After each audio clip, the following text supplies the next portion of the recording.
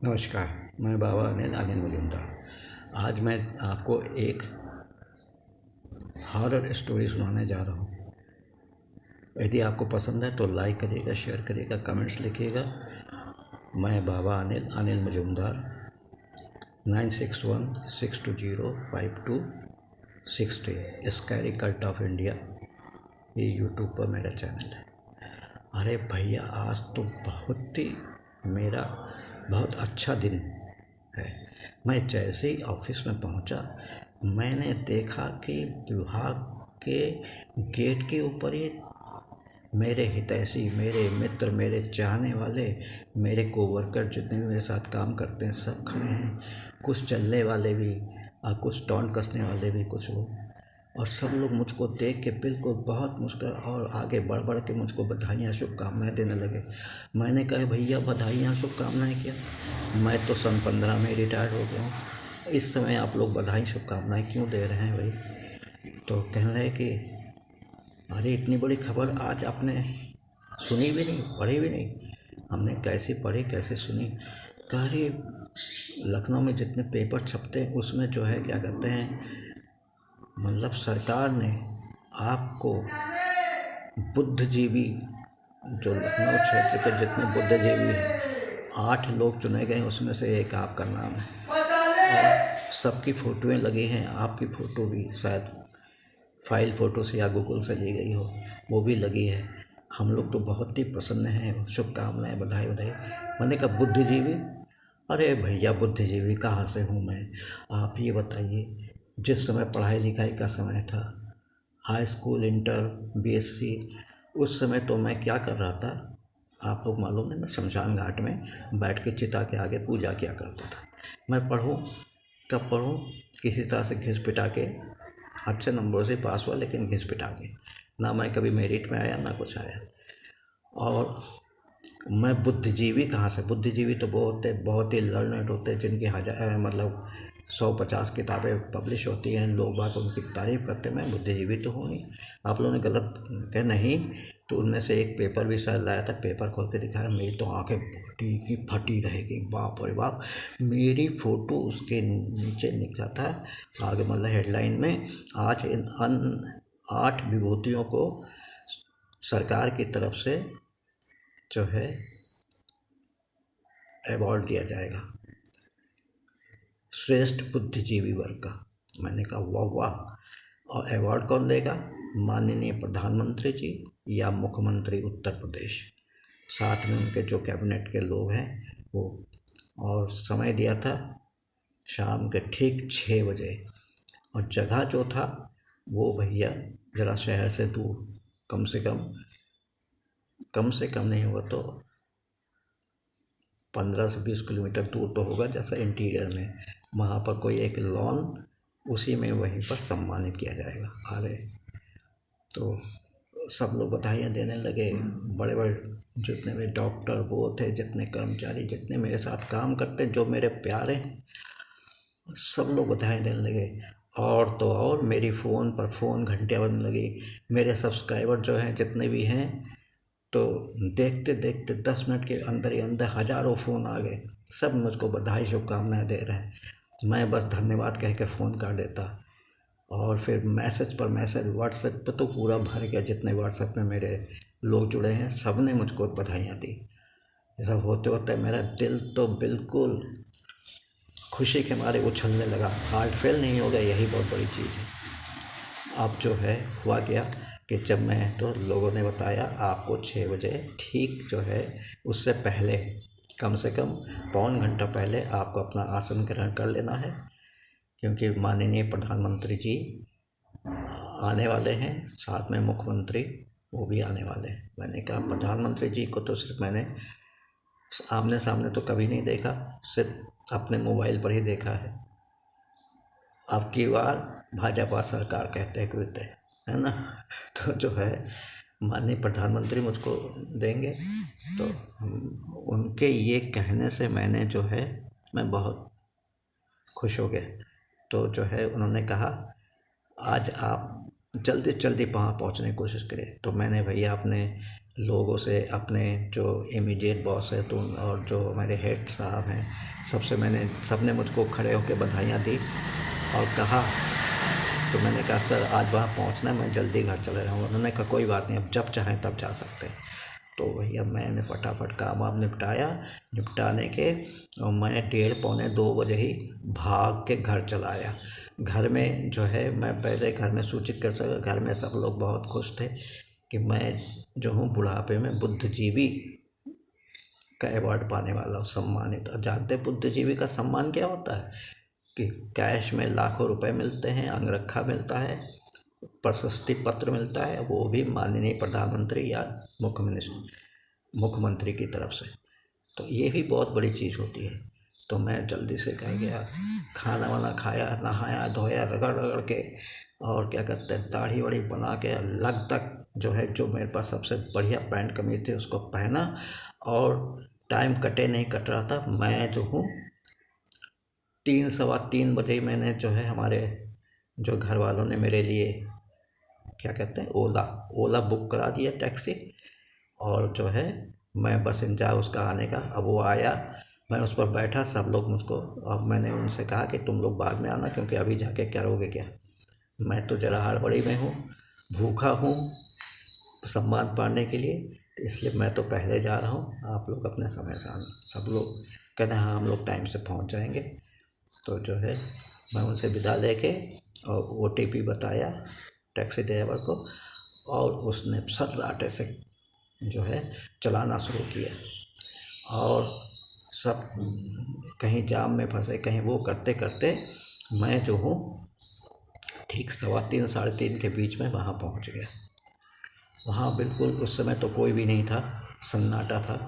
धीरे धीरे करके मेरे साथ जो सहयोगी कर्मचारी हैं, अफसर लोग, उनकी गाड़ियाँ संवारने लगे। कर्मचारियों पे कोई मोटरसाइकिल पे, कोई कार पे, कोई सबको भर भर के आने लगे। सबने जो है मुझको फिर से धन्यवाद, वो आशीर्वाद, बड़ों ने आशीर्वाद, छोटों ने प्यार और शुभकामनाएं, बधाइयाँ दिया। मैं तो गलगलाइटिस, बिल्कुल अंदर से बहुत ही खुशी, लेकिन मैं चेहरे पर दिखा नहीं चाहता कि मुझको बहुत गर्व हो रहा है। और गर्व तो खैर हो ही रहा था। बुढ़ापे में किसी ने पूछा तो सही, मेरे कृतियों को, मेरे काम को किसी ने नज़रअंदाज नहीं किया। भूत प्रेत की कहानियाँ लिखने वाले, तंत्र मंत्र के से लोगों को जागरूक करने वाले, और उनको ऐसी विद्याओं के बारे में कि वो खुद ही कर सकें, जानकारी देने के लिए, शायद यही कारण रहा होगा मैं बुद्धिजीवी हो गया, वो भी अपने ज़िले का। बाप रे बाप, मुझको बहुत गर्व महसूस हो रहा है। तो करते करते सबसे मिलते जुलते, सबको करते मैंने समय देखा, तो देखा जो है करीब पौने 4:30 से ऊपर था, 4:40 ऐसे कुछ था। तो मैंने कहा भाइयों, मैं ज़रा सा कुछ वॉशरूम वगैरह होया हूँ, तो क्योंकि 2-2.5 घंटा बैठना पड़ेगा, कहीं लग गई ज़ोरों से तो शायद पैंट में ही ना निकल जाए छू मेरा। तो सब लोग हंसने लगे, कहें जाइए जाइए। तो मैंने कहा है किधर, तो यूँ करके दिखाया तो उधर एक जंगल सा था, टूटा फूटा एक मकान जैसा कुछ दिख रहा था। कहता वहीं पर जाइए और वहीं आप निपट के चले आए, लेकिन जल्दी आइएगा। मैंने कहा नहीं भैया, मुझको कोई रोग नहीं है, बहुत ज़ोर से लगी, जल्दी निकल के फटाफट चलो। और समय मैंने फिर देखा तो शायद उस समय 5:05 या 10 थे। मैं गया, अंदर घुसा, झाड़ी झंकार, पेड़ों से लांघता फांगता अंदर पहुंचा। देखा अत्यंत गंदी जगह, एक जो है म्यूनिसिपैलिटी वाला नल लगा है और चारों तरफ नालियाँ बजबजा रही हैं, बदबूदार। और नल के पास जो चबूतरा बना था उसके ऊपर एक गोल सी चीज़ रखी है। तो जो है क्या कहते हैं, मैंने ध्यान नहीं दिया। मैंने कहा कि ज़रा सा आगे बढ़ूं, तभी एक बूढ़ी औरत, बाल खुले हुए सफ़ेद, और जो है चेहरा बड़ा विकराल, और मतलब आँखें शायद लाल लाल थी, वो आई और आके वो हाथ धोने को हुई। उसने कहा मेरे को डांटा, और डांटा, कहा कि ये क्या रख दिया, अभी इस समय लड़ जाती, गिर जाती तो। मैंने कहा मैंने नहीं रखा, ये तो शायद पहले से मैंने, तो अभी मैं देख रहा हूँ कि हाँ आप आई हैं तब नज़र पड़ी उस पर। कहता है क्या, कह के उसने मारा दाहिना हाथ उसके ऊपर और यूँ किया तो उसके हाथ में एक पूरा पूरा बाल आ गया और उस बाल के नीचे एक नरमुंड था। अब बाल से पता चल रहा था कि शायद वो जो है किसी महिला का होगा अथवा पुरुष का। तो मैंने कहा ये माता जी, ये तो बहुत बड़ी बात है, यहाँ ऐसे कोई खुला हुआ सर रख गया है, इसका मतलब इसको पुलिस को इन्फॉर्म करना पड़ेगा। खैर मैं सुख से निपट लूँ, वहाँ पुलिस के अफसर हैं, उनको मैं बता दूँगा। तो वो जो है बड़बड़ करते हुए हाथ धोने लगे और मैं भैया सुसु करने के लिए दौड़ता भागता भागता, पास में एक छोटा सा और बना था जैसे कोई ऑफिस रहा होगा, टूटा फूटा जर्जर सा, मैं वहाँ चला गया। मैंने कहा इस नाली में करूँगा तो छिट्टे मेरे पर ही आएंगे और जाऊँगा कैसे, नाली के पास तो इतना गंदगी भरी पड़ी है। यही सोच के मैं उस जो जरा सा टूटा फूटा जर्जर लेकिन जरा सा साफ़ सुथरा लग रहा था, मैंने कहा यहाँ ज़रूर टॉयलेट होगा, कोई सरकारी दफ्तर या कुछ। मैं गया अंदर चला गया और टाइम हो रहा था 5:10, मतलब 5 मिनट बकझक करने में निकल गए। मैं अंदर पहुंचा, अंदर पहुंचते बदबू का घेर देखा है। एक बड़ा सा कमरा था, उसमें सब बड़े बड़े बोरे रखे थे और फर्श के ऊपर जो है हाथ पैर और उंगलियां, ये सब जो है क्या कहते हैं, इसके सब हड्डियां पड़ी हुई थी पूरी, और जो बोरों में खोपड़ियाँ भरी पड़ी थी। मैंने कहा बाप रे, ये भैया कौन से है, कोई लगता है कि कोई पोस्टमार्टम हाउस वगैरह हो या फॉरेंसिक विभाग का ही कोई हो, यहाँ ये जाँच के लिए आए होंगे। तो मैं जल्दी से निकल के दूसरे कमरे में पहुंचा। दूसरे कमरे में देखा कि सब डेड बॉडियाँ पड़ी हैं, सड़ी गली बदबूदार, और जो है ऐसा इतनी भयानक लग रही थी, विवश लग रही थी, गले हुए बहुत ही। मैं और आगे बढ़ा, दूसरे तीसरे कमरे में पहुंचा, सब में देखा, सब में डेड बॉडी, बोन मतलब हड्डियाँ और मतलब मांस के लोथड़े सब पड़े हुए भरे पड़े।